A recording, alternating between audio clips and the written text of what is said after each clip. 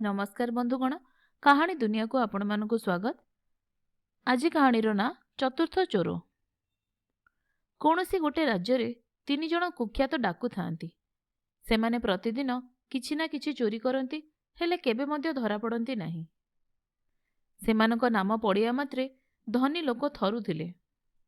सेमानकु बंदी करिबा उद्देश्य रे सेई देशर राजा निजे चोरर बेश धरी राति सारा बुलु थांती। किछि दिन उतारू थरे राजा डाकू मानक आड्डा जगार संधान पाइले। राजा सेठारे जेतेबेले पहुंचिले सेतेबेले सेमाने सेदिनर चोरी विषय चर्चा करुथिले। नुआ डाकू को देखि पुरुणा डाकूंक मनरे संदेह ହେଲା। सेमाने पचारिले, तुमे किए? एठाको कि कामरे आसछ?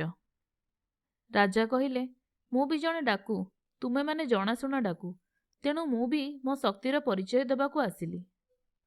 सेमाने हसी हसी कहिले, कौन आम शक्ति उपरे तुमर संदेह होउची? राजा कहिले, ना, तेबे कुहना मु टिके शुणे केमिति प्रकार शक्ति। प्रथमटी कहिला, मु जेड़े बड़ ताला हेले भी मुहूर्तकरे खोलीदेवी। द्वितीय डाकू कहिला, मु माटी उपरे कानपाती मध्य कहिदेई पारिबी धन केउंठी गुप्तरे रखा हेइछि।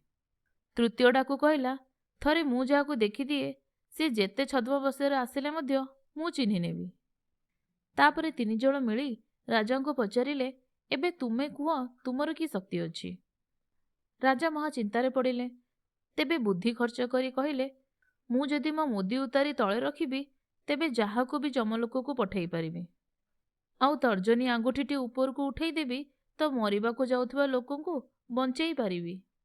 एकथा शुणी तीन जण डाकू खूब खुशी हेले, कारण एते बड़ शक्तिशाली डाकू तांका दलरे जोग देइछि।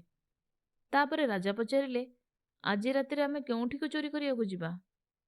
डाकू माने कहिले, तुमे जहा कहिबो, जेउंठीकी जिबाकू कहिबो जिबा।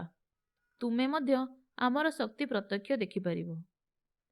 ताहाले चाल आजी राजांक धन भंडार लूट करिबा, राजा प्रस्ताव देले।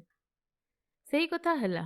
चारि जण जाक डाकू चोरी करिबा निमंते राजमहल आडे चालिले। पहरबाला आखिरे धूली देई कौनसी मते भितरे प्रवेश कले। द्वितीय डाकू माटीरे कानपाती किछि शुणिला आउ कहिला, धन भंडार तो सेपट अछि, सावधान हेई चाल। चारि जण जाक जाई धन भंडार निकटरे पहुंचिले। प्रथम डाकू मुहूर्तक मध्यरे ताला खोलीदेला, आउ डाकू माने भितरकू गले। सेई अवसर रे राजा अंधकार रे कुआडे छपिगले, आउ सेठारु खसी जाई सिपाही मानकू पठाई देले। तीन जण जाक डाकू चोरी माल सह धरा पड़िले। द्वितीय दिन सेमानकू दरबार रे हाजर करागला।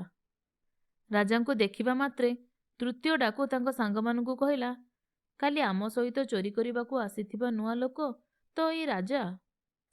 विचार परे राजा तांको मुदी हातरू उतारी तळे रखी डाकू मानकू मृत्युदंड आदेश देले। परदिन सेमानकू फांसी खुंट पाखकू नियागला। मंत्री सेठारे पहुंची डाकू मानकू पचारिले, तमर अंतिम इच्छा कौन कुह?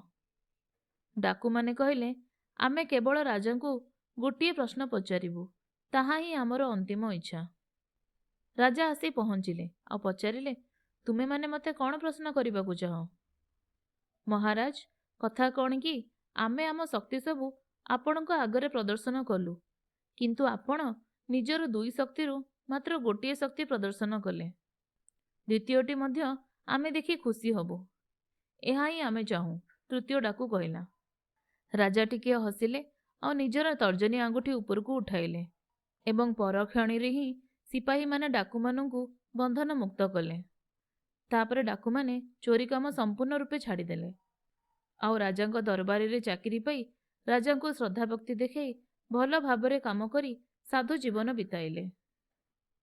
आपण माने शुणुथिले जह्न मामुर एक गप, चतुर्थ चोर।